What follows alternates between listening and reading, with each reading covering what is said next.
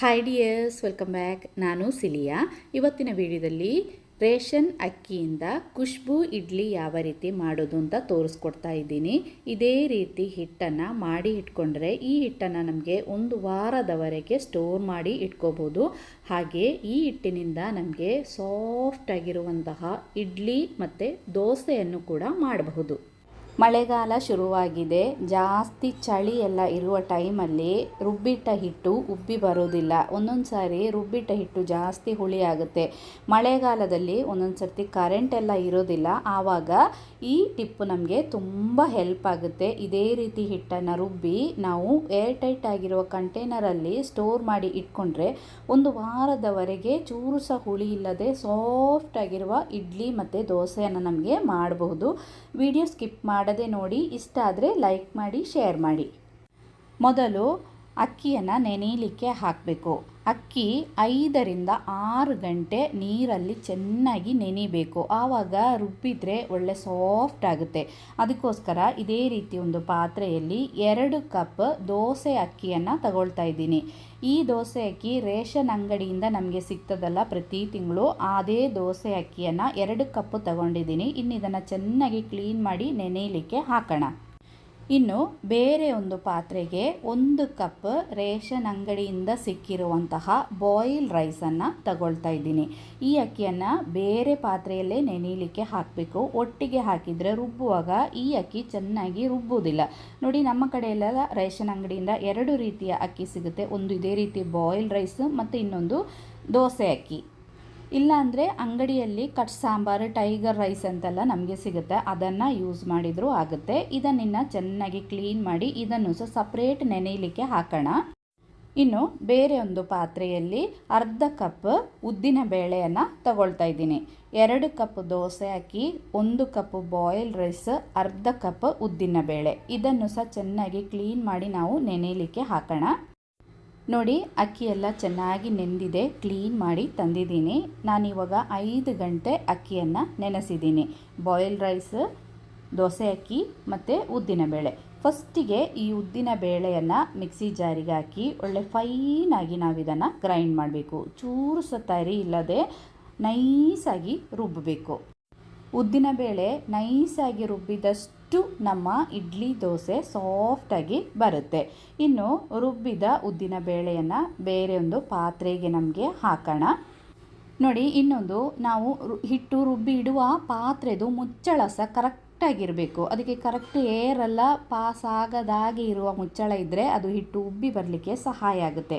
ರುಬ್ಬಿದ ಉದ್ದಿನ ಬೇಳೆಯನ್ನು ಪಾತ್ರೆಗೆ ಹಾಕಿದಾಯಿತು. ಇನ್ನು ಮಿಕ್ಸಿ ಜಾರಿಗೆ ನಾವು ನೆನೆಸಿಟ್ಟಿರುವಂತಹ ಬಾಯ್ಲ್ ರೈಸ್ ಇದೆಯಲ್ಲ ಅದನ್ನು ಹಾಕಿ ಸ್ವಲ್ಪ ಸ್ವಲ್ಪ ನೀರು ಹಾಕಿ ಈ ಅಕ್ಕಿಯನ್ನು ಸಹ ನಾವು ಒಳ್ಳೆ ನೈಸಾಗಿ ಗ್ರೈಂಡ್ ಮಾಡಬೇಕು.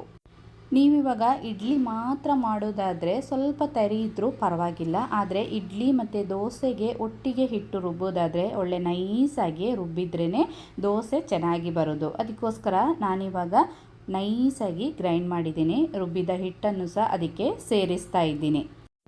ನೋಡಿ, ಹಿಟ್ಟು ಹಾಕಿದಾಯಿತು. ಇನ್ನು ನಮಗೆ ನೆನೆಸಿಟ್ಟಿರುವಂತಹ ಬಿಳಿ ಅಕ್ಕಿ ಇದೆಯಲ್ಲ, ದೋಸೆ ಅಕ್ಕಿ, ಅದನ್ನು ಸಹ ಗ್ರೈಂಡ್ ಮಾಡೋಣ. ನಾನಿಲ್ಲಿ ನೈಸಾಗೆ ಗ್ರೈಂಡ್ ಮಾಡ್ತಾ ಇದ್ದೀನಿ. ಯಾಕಂದರೆ ನಾನು ಸ್ವಲ್ಪ ಹಿಟ್ಟನ್ನು ಸ್ಟೋರ್ ಮಾಡಿ ಇಟ್ಕೊಂಡು ದೋಸೆ ಸಹ ಮಾಡ್ತಾ ಇದ್ದೀನಿ. ಅದಕ್ಕೋಸ್ಕರ ತರಿ ಇದ್ದರೆ ದೋಸೆ ಅಷ್ಟೊಂದು ಚೆನ್ನಾಗಿ ಬರೋದಿಲ್ಲ. ಇನ್ನು ವೈಟ್ ರೈಸ್, ನಮ್ಮದು ದೋಸೆ ಅಕ್ಕಿಯನ್ನು ಸಹ ರುಬ್ಬಿ ಇದರ ಹಿಟ್ಟನ್ನು ಸಹ ಇದಕ್ಕೆ ಸೇರಿಸಿದ ಆಯಿತು. ನೋಡಿ, ಮಿಕ್ಸಿ ಜಾರನ್ನು ಕ್ಲೀನ್ ಮಾಡಿ ಸ್ವಲ್ಪ ನೀರನ್ನು ಹಾಕಬೇಕು. ಜಾಸ್ತಿ ನೀರು ಹಾಕಬಾರ್ದು. ಇನ್ನಿದಕ್ಕೆ ಒಂದು 1/4 ಚಮಚ ಈಸ್ಟನ್ನು ಸೇರಿಸಬೇಕು. ಹಿಟ್ಟು ಚೆನ್ನಾಗಿ ಉಬ್ಬಿ ಬರುತ್ತೆ. ಜಾಸ್ತಿ ಬೇಡ, ಒಂದು 1/4 ಚಮಚ ಈಸ್ಟ್. ಅದರೊಟ್ಟಿಗೆ 1 ಚಮಚ ಸಕ್ಕರೆಯನ್ನು ಸಹ ಹಾಕಬೇಕು. ಹಿಟ್ಟು ಚೆನ್ನಾಗಿ ಫರ್ಮೆಂಟ್ ಆಗಲಿಕ್ಕೆ ಇದು ಸಹಾಯ ಮಾಡುತ್ತೆ.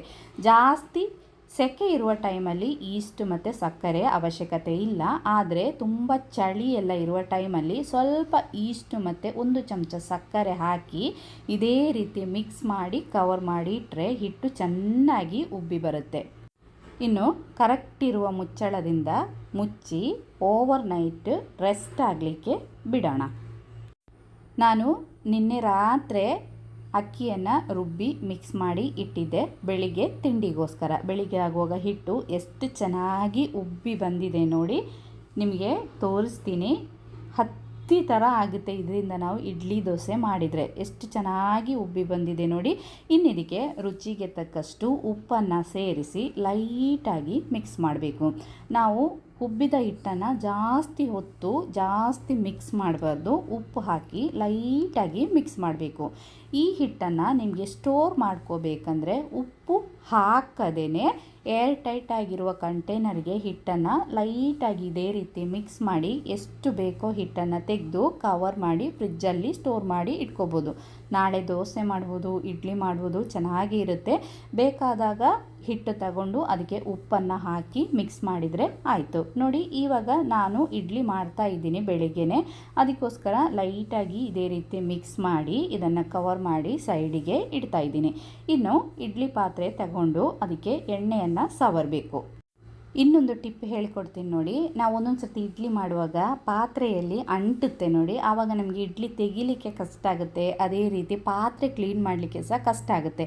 ಆ ಥರ ಇಡ್ಲಿ ಅಂಟದಿರಲಿಕ್ಕೆ ಒಂದು ಒಳ್ಳೆ ಟಿಪ್ಪು ನೋಡಿ ಇದು. ಫಸ್ಟಿಗೆ ಇಡ್ಲಿ ಪಾತ್ರೆಗೆ ಇದೇ ರೀತಿ ಎಣ್ಣೆಯನ್ನು ಹಚ್ಚಬೇಕು.